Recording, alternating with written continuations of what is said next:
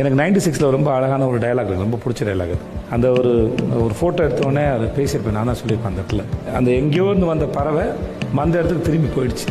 ஆனால் அந்த பறவையை கிளிக் பண்ண அந்த மொமெண்ட் உனக்கு சொந்தமானது.